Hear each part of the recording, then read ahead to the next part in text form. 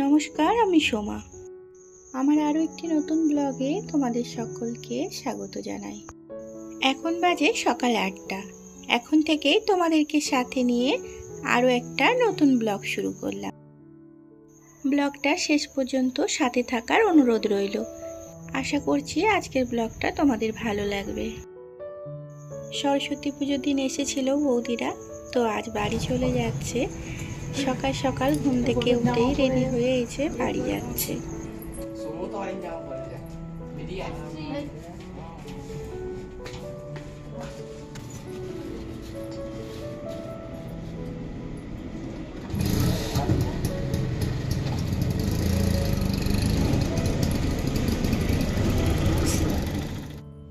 বৌদিকে আর বাবুকে নিচু পর্যন্ত দাঁড় করাতে গিয়েছিলাম।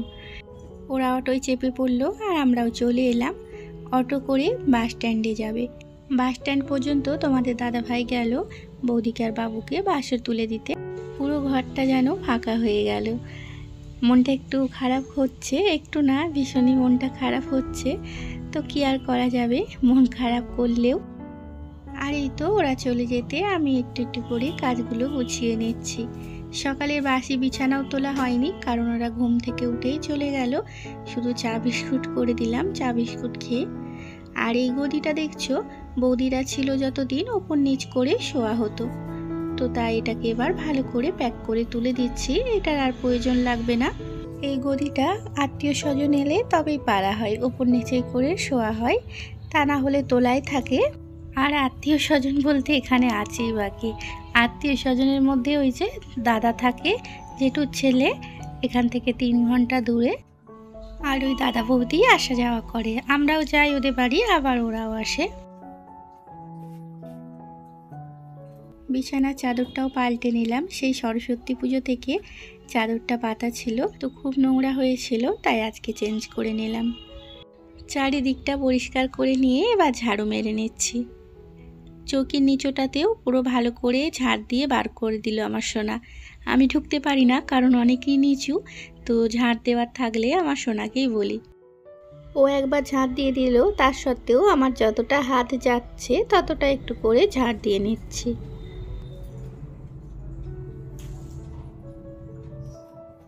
ঘরের মেঝে অনেক কাগজপত্র, তো এগুলো চৌকির তলায় ঢুকেছিল। আমার সোনারা পড়তে বসে কি করে, কাগজ টাগজ কুচিয়ে যত ওই চৌকির তলাতে ঢুকিয়ে দেয়।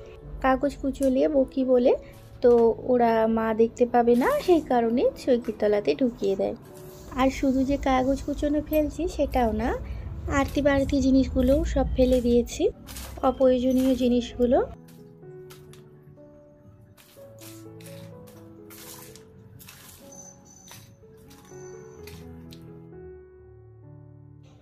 এবার রান্নাঘরে চলে এলাম। এবার রান্নাঘরটা গুছিয়ে নেব।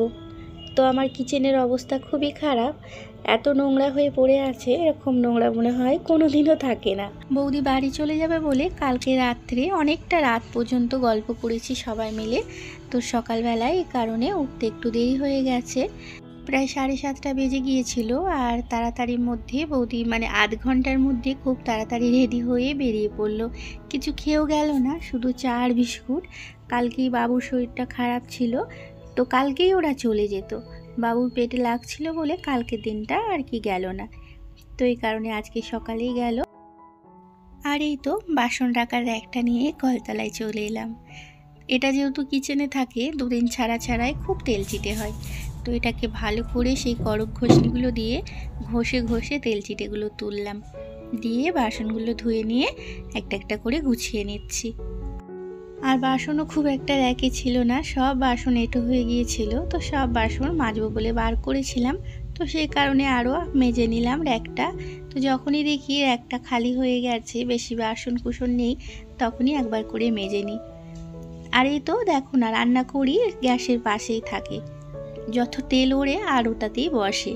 তো আমার যত ঘরটা খালি খালি লাগছে, মনটা খারাপ করছে, তো তত আমি কাজ করে যাচ্ছি। এক গাদা চাদর আছে, 3টে চাদর জড়ো করা আছে, ওগুলোকে সব বার করেছি। আবার জামা কাপড় তো আছে, প্রায় 2 বালতি মতন ভিজোতেও দিয়েছি কাচবো বলে। মনটা সত্যিই খুব খারাপ লাগছে, এখানে একা একা থাকা হয় তো। বৌদিরা ছিল বেশ ঘরটা জুড়ে, তো একসঙ্গে রান্না, একসঙ্গে সব গল্প করছিলাম, একসঙ্গে ঘুরতেও যাচ্ছিলাম এদিক ওদিক। খুব আনন্দের সাথে কাটালাম কদিন। আর এখন মনটা সত্যিই খুব খারাপ লাগছে। তো এই কারণেই আমি কাজ করে যাচ্ছি। মানে মন ভালো রাখার ওষুধ একটাই, কাজ করা। যত তুমি নিজেকে ব্যস্ত রাখবে ততই তোমার মন ভালো থাকবে। যত কাজের মধ্যে নিজেকে মানে ডুবিয়ে রাখবে, শুধু এই ক্ষেত্রে নয়, সব ক্ষেত্রে মন খারাপ থাকলেই, নিজেকে কাজের মধ্যে ব্যস্ত রাখলেই মন ভালো হয়ে যায়। শুধু যে আমার এই বৌদি চলে গেছে বলে সেই কারণে তা নয়।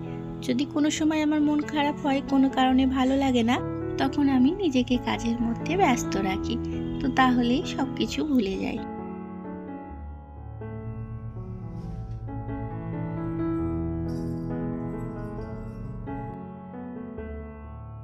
সমস্ত কাজ গুছিয়ে বাগিয়ে রান্নাটা বসিয়ে দিলাম। ঘরদোর মুছলাম, কাচাকুচি করলাম, আর সোনাদের স্কুল ড্রেসগুলোও কাচলাম, কাল থেকে স্কুল পাঠাবো। আর এটা ওটা করতে করতে এত দেরি হয়ে গেছে, একটু পরেই তোমাদের দাদাভাই না খেতে চলে এলে হয়। এত কাচাকুচি ছিল 2 বালতি, তো এর জন্য আরও দেরি হয়ে গেল। আর তার উপরে আবার মেয়েটাকে স্নান করালাম। তো বলতে বলতেই চলে এলো, কারণ আমার দাদা ফোন করেছে আমার সাথে কথা বলবে বলে। তো এই কারণে ফোনটা দিতে এলো। আমার ফোনটা কোনো কারণে লাগেনি, তাই ওকে ফোন করেছে।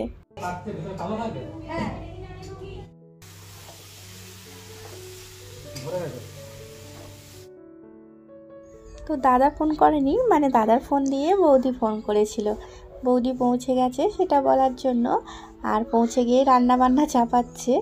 তো এখান থেকে মাশরুম কিনে নিয়ে গিয়েছিলো। তো সেটাই জিজ্ঞেস করছে যে মাশরুমটা কেমন করে রাঁধবো। আর মাশরুমের ভেতরে একটু কালো কালো থাকে না, তো ওই কারণে আমার দাদা বৌদি দুজনাই জিজ্ঞাসা করছে যে কালোগুলো কি ফেলে দিতে হয়। তো মাশরুমের কোনো জিনিসটাই ফেলে না, যেগুলো তো কিনে মানে কেনাটা তো খুব সুন্দরভাবে আসে। আর ভেতরে ওই কালো কালোগুলো তো থাকেই সব মাশরুমেই, তো ওগুলো আর ফেলে না। তো সেটাই বললাম। আর এই তো দেখো আমার রান্নাও হয়ে গেছে। ডিমগুলো ভেজেছি, ভেজে ডিমগুলো আলু দিয়ে ঝোল করছি। তো তোমাদের দাদা ভাই এলো, তো ওকে আর ছাড়িনি, বলছি একবারে রান্না বান্না করে খেয়ে দিয়ে যাবে। তো ও একটু হেল্প করলো, এর জন্য তাড়াতাড়ি হয়ে গেল। ভেজে ডিমের ঝোল করেছি, একটাই তরকারি। তো এবার তরকারিটা নামিয়ে নেব, হয়ে গেছে, দিয়ে খাওয়া দাওয়াটা সেরে নেব। তো এই মাত্র সন্ধে হলো, মানে সন্ধেও ঠিক হয়নি, হব হয়ে এসেছে। তো এখনও সন্ধে দেওয়া হয়নি। এই মুখ হাত পাগুলো ধুয়ে এলাম, তো দিয়ে এবার সন্ধে দেব। তো তার আগে আমার সোনাকে একটু রেডি করে দিচ্ছি। ওর পাপার সাথে একটু বাইরে যাবে, স্কুলের মানে পেন্সিল, খাতা, নোটবুক ওইসবগুলো শেষ হয়ে গেছে, কিনতে যাবে। দুজন মিলেই ওর পাপার সাথে যাবে। তো চলো বন্ধুরা, সন্ধেবেলার সন্ধে প্রদীপটা দিয়ে নিই আমি। তো আজকের মতন ব্লগটা আমি এখানেই শেষ করলাম। আবারও দেখা হবে একটা নতুন ব্লগে। তো তোমরা ভালো থেকো আর সুস্থ থেকো।